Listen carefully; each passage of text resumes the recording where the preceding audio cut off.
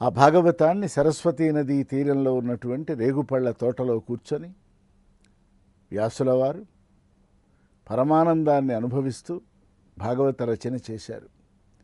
ఇవాళకి కృష్ణ పరమాత్మని మనం ఆ లీలావైభవాన్ని అనుభవించాలి అంటే భాగవతాన్ని చదవాలి.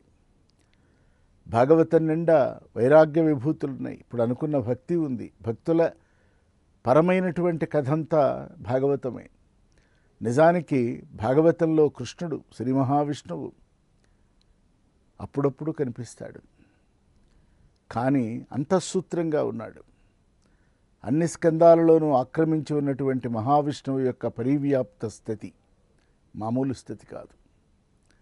కానీ ఒక్కొక్క భక్తుడు ఒక్కొక్క డైనమిక్స్లో ఇబ్బందులు పడ్డప్పుడు, అనేక డైమెన్షన్స్ ఏర్పడినప్పుడు, ప్రాపంచికమైనటువంటి లాలసలో పడి భగవంతుడిని మరచి కష్టాల పాలైనప్పుడు భగవంతుడు ఎట్లా వచ్చి మనల్ని రక్షించాడో, అంటే భాగవతులని రక్షించాడో భాగవతం మనకు చెప్తుంది.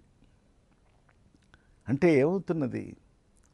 భక్తుడు పరిదీనుడైనప్పుడు, తన దైహిక మానసిక శక్తులు రెండూ కోల్పోతున్నటువంటి వేళ భగవంతుడు తాను ఉన్నాను అన్నటువంటి ఒక అస్తిత్వాన్ని ప్రకటన చేయటానికి ఆ భాగవతుడి జీవితంలో ప్రవేశించి భాగవతుడి కష్టాలు తీర్చి వాడికి ఆనందాన్ని కలిగించి, లేదా యోగాన్ని ఇచ్చి, లేదా కొన్ని చోట్ల భోగాన్ని కల్పించి ఆపై సాయుధ్య అనుగ్రహం చేసిన సందర్భాలు భాగవతం నిండా పరుచుకొని ఉన్నాయి.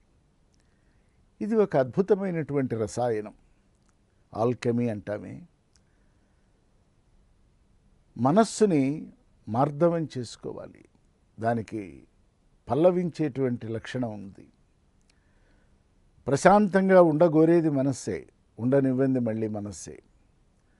ప్రశాంతంగా ఉంచుకోవాలన్న మనస్సుని మనం పట్టుకుందాం. ఆందోళనాయుతమైనటువంటి మనస్సును నెమ్మదిగా సద్గ్రంథ పఠనం ద్వారా, సత్సంగం ద్వారా, సత్సాంగత్యం ద్వారా, సమ్యక్ సంకీర్తన ద్వారా, సాంప్రదాయకమైనటువంటి అనేకమైన సనాతన ధర్మాచరణాల ద్వారా మానవుడు తనను తాను విముక్తం చేసుకోవాలి. దేని నుంచి విముక్తం? ప్రాపంచిక దుఃఖం నుంచి, అననుకూలతల నుంచి, కష్టాల నుంచి, భోగం నుంచి, ఒక వైరుధ్యంతో కూడినటువంటి, అంటే ఏది ఎప్పుడు ఎట్లా మనకి దారి తీస్తుందో తెలియనటువంటి ప్రాపంచిక లౌకిక సంపద నుంచి మనస్సుని మరల్చాలి. మరి దేనిని వైభోగంగా స్వీకరించాలి? వైరాగ్యమే వైభోగం. అన్నీ ఉన్నా ఇదేదీ మనది కానట్లుండాలి. ఏమీ లేకపోయినా మనకేం లోటు అన్నట్లుండాలి. ఇది ఒక మానసికమైన సంస్థితి. ఇదంతా ప్రాపంచికమైన విషయం. ప్రహ్లాదుడు కానీ, గజేంద్రుడు కానీ, బలిచక్రవర్తి కానీ మనకేం బోధిస్తున్నారు? పరమాత్మతో కూడి ఉన్నట్లయితే మహదానందాన్ని, మహదైశ్వర్యాన్ని మనం పొందవచ్చును అని. పరమేశ్వరుడే మనవాడైపోయిన తర్వాత మనకు కావలసింది కూడా నిజానికి ఏం లేదు ఈ ప్రపంచంలో. ఆయన వేరు, మనం వేరు అనుకున్నంతసేపు ఈ యాతన తప్పదు. భగవంతుడా ఎక్కడున్నావు అని కేకబెడుతూ ఉంటాం, అరుస్తుంటాం, ఆందోళన పడతాం, రోధిస్తాం, ఎదురు చూస్తాం. భగవంతుడు ఎక్కడో లేడు, మన ఆలోచనలో ఎందున్నాడు. దేవుడనగా వేరు దేశమున లేడు, తాను చేయు పనుల యందు తగిలి ఉండు అంటారు భగవాన్ సత్యసాయిబాబా వారు. ఏం ఆలోచిస్తామో దాంట్లో భగవంతుడున్నాడు. నిజానికి బృహదారణ్యకోపనిషత్తు ఏం చెప్పిందంటే, మనసు దయ్యం కాదు, మనసు దైవం అని చెప్పింది. సరే, తర్వాత కాలంలో మనసు దయ్యం అని, అది భయంకరమైందని వాడి పరిస్థితులను బట్టి, సందర్భాన్ని బట్టి అన్వయించుకున్నాడు. కానీ మనసే దైవం అన్నది. మనసంటే ఒక ఆట, అదొక క్రీడ, అదొక విన్యాసం, అదొక హేళ, అదొక ఖేళ. నిజానికి అది ఒక లీల. ఆ మనస్సుని దివ్యలీలా తరంగిణి వైపు గనక మనం కాస్త మరల్చగలిగినట్లయితే, భగవద్ ఉపాసన చేస్తూ చేస్తూ చేస్తూ ముందు స్వరూప ధ్యానంలో సగుణోపాసన చేస్తూ బొమ్మని ఆధారం చేసుకొని బ్రహ్మం వైపు అడుగు వేయగలిగితే, చింత నుంచి చింతనలోకి వెళ్ళగలిగినట్లయితే, చింతనా భూమికలో తాత్వికమైనటువంటి ఒక తృష్ణ పెరిగి, ఇదేమిటి, ఇది ఎందుకు అన్న 2 ప్రశ్నలు మొదలై, వాటన్నింటికంటే పరమోత్కృష్టమైనటువంటి భగవాన్ ఉపదేశించిన నేనెవరు అన్న ప్రశ్నలోకి మనస్సు సహజంగా ప్రవేశిస్తుంది. నేనెవరన్న ప్రశ్న మొదలు కాగానే ప్రాపంచిక బంధనాలు నెమ్మదిగా సడలిపోతాయి. ఒకానొక రోజున అవి మన నుంచి వీడిపోతాయి. ఎప్పుడైతే ప్రపంచం పట్ల ఒక వికర్షణ లేదా ఒక దూరం పెరిగిందో, దేనికి దగ్గర కావాలో దానికి దగ్గర అవుతాం. దేనికి దగ్గర కావాలి అన్న ప్రశ్న, దాని జవాబు తర్వాత విచారణ చేద్దాం. ప్రపంచం ఇంత అందంగా, ఇంత ఆకర్షణ వలయంగా, ఒక గొప్ప క్షేత్రంగా, అణుక్షేత్రంగా మనకు కనిపిస్తున్నదే, ఈ ఆలోచనల నుంచి, వస్తువు నుంచి, అందం నుంచి, సౌందర్యం నుంచి బాహ్యమైనటువంటి దృష్టిని అంతర్దృష్టి చేయటం అంత సులభమా అని విచారణ చేసుకున్నట్లయితే, బాహ్యం చేయటం మనకి ఎంత సులువుగా అలవాటైందో, అంతర్ముఖం కావటం మొదలు పెడితే అది నిజానికి మరింత తేలిక. కారణం ఏంటంటే, బయట ఒక్కొక్కసారి ఏ వస్తువు మనకు కావాలో మనకు తెలియదు.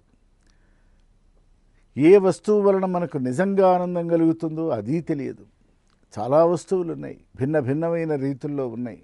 రూపాలు వేరు, నామాలు వేరు, స్థితులు వేరు, గతులు వేరు, గుణాలు వేరు, వాటికి ఉన్నటువంటి స్వభావాలు వేరు, స్వరూపాలు వేరు, రకరకాలుగా భిన్న భిన్నంగా ఉన్నాయి. ఒక్కోసారి ఇవన్నీ మనకు కావాలి అనిపిస్తుంది. ఒక్కోసారి మనకేం కావాలో తెలియక ఏదో తెచ్చుకోబోయి ఇంకో దాన్ని తెచ్చుకొని యాతన పడిపోతాం. దీనికి కారణం అనేకమైనటువంటి ప్రపంచంతో మన మనస్సు కూడి ఉండటమే. అనేకం ఎప్పుడైతే ఉన్నాయో, ఆలోచనలు కూడా అనేక రీతిలో సాగిపోతున్నాయి. కావాలి అన్న 3 అక్షరాలు 3 కోట్ల ఆలోచనలను పుట్టిస్తున్నది. 3 కోట్ల ఆలోచనలో నుంచి 3 లక్షల వ్యాసంగాలు ఏర్పడుతున్నాయి. దానిలో నుంచి జీవుడు ప్రబుద్ధమాన స్థితికి వెళ్ళాలి అంటే నిజానికి చాలా కష్టం. కాళ్ళకి చేతులకి తానే సంకెళ్ళు వేసుకొని, తనకు ఏం కావాలో తెలియక అక్కరలేని దానిని తెచ్చుకొని కొట్టుమిట్టాడుతున్నటువంటి ఒక జీవుడు ఎవరో వచ్చి సంకెళ్ళు విప్పాలి అని కోరుకున్నట్లయితే, వాడు విప్పిన మన మనస్సు దాని నుంచి బయటపడుతున్నదా అన్నది ప్రశ్న. కనుక బాహ్యమైనటువంటి వస్తువుల యందు మనస్సుని ఏకాగ్ర స్థితిలో నిలపటం చాలా చాలా కష్టం. ఎందుకంటే నీతో పాటు ఉన్నటువంటి ప్రతి వస్తువు నిజానికి నీ వంటిదే. ప్రతిదీ ఒక యునీక్గా ఉన్నది. నువ్వెట్లాగో అవన్నీ అట్లాగే ఉన్నాయి. ఆకర్షణ అనేటువంటి ఒక భావనలో నుంచి మనం గనక బయట పడకపోయినట్లయితే వికర్షణ వైపు మనం వెళ్ళలేం. అందుకని భగవాన్ ఒక కాన్స్టెంట్, కన్సిస్టెంట్, అన్ఇంటరప్టెడ్ థాట్ కావాలి అన్నారు. అజ్యధారయా శ్రోతసాసమం సరళ చింతనం విరళ తప్పరం. సరళమైన చింతన చేయాలి. సూటిగా ఉండాలి, ఏదైనా స్పష్టంగా ఉండాలి. ఒక లైట్ వేవ్ లాగా ఉండాలి, కాంతి కిరణం. చూడండి, సూర్యుడు ఎక్కడో ఉన్నాడు, అక్కడ నుంచి భూమి మీదకి ఆ సూర్యకిరణం తాకేదాకా అది వంకర టింకర పోవటం లేదు. ఎక్కడ మొదలైందో ఎక్కడికి చేరుకోవాలో ప్రారంభం నుంచి గమ్యస్థానం వరకు ఒకే సూటైనటువంటి మార్గంలో అది వస్తున్నది. అదే శబ్దం అట్లా ఉండటం లేదు, అలా ఉండదు. ఉంటే శబ్దం ట్రాన్స్మిట్ కాదు. అది ఎలా ఉన్నది? ట్రాన్సిషనల్గా ఉన్నది, ఎత్తు పల్లాలుగా ఉన్నది. పెరుగుతున్నది, తగ్గుతున్నది, పెరుగుతున్నది, తగ్గుతున్నది. కానీ అది కూడా కడగా మనం చెప్తున్నాం ఒక చోటు ఉంటే, వింటున్నవాడు ఇంకో చోటు ఉంటే వాడికి అది అందుతున్నది. కానీ దానికి టైం పడుతుంది. కాంతికి టైం లేదు. మనం కూడా గదిలో స్విచ్ ఆన్ చేయగానే వెంటనే లైట్ ఏర్పడిపోతుంది. యూనిఫామ్గా ఒక హోమోజినస్ స్టేటస్లో మనకి ఆ కాంతి అంతా కూడా పరచుకొని ఉంటుంది. ఈ పరమ పవిత్రమైనటువంటి ఈ భావనలో నుంచి సరళ చింతనం చేయటానికి ఒకే వస్తువు మీద మనస్సుని గనక నిలబెట్టగలిగినట్లయితే స్వస్థతిని స్వస్థతని రెంటినీ పొందుతుంది. అరుణాచల శివా అరుణాచల శివా అరుణాచల శివా అరుణాచల